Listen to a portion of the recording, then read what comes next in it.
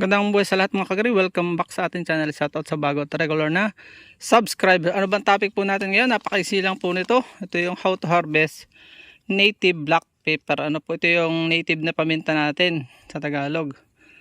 Ang pag-harvest po nito ay almost pag nakakita ka ng 10 to 50% na hinog ay po pwede na po yan. Pag nakakita ka ng mga nangingitim ng ganare, may balaybay minsan na nalalaglag na, napuputol sa lupa. Ayun, dami nang nalaglag sa lupa. Ay po pwede na po yan kaysa sa mabulok lang sa lupa. Ayun, dami na. So kita nyo naman ang balaybay niya.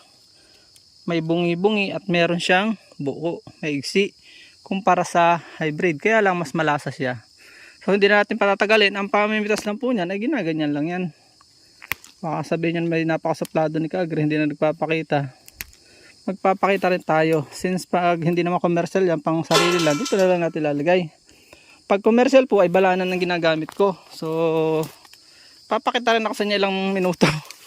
Harvest tayo at papakita ko sa inyo paano ko mabilis na mag harvest. Pastra ko lang po ito, promise.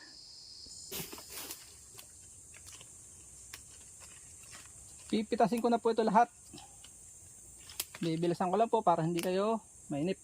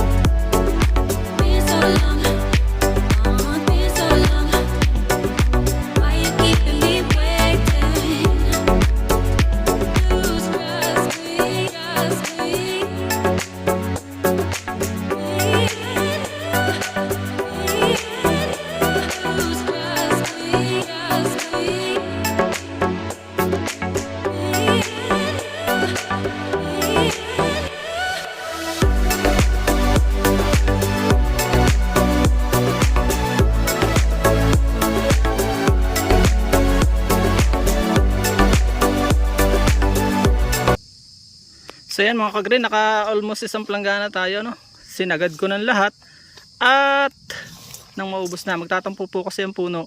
Parang kalamansi yan, nagkakasakit pag hindi pinipitas, nagtatampo. Yan po, kita nyo, okay na yan. Ibibilad ko na lang at may panggamit na po kami. Palambing po, bago tayo maghiwa-hiwalay ay huwag nyo po sana skip ang ads.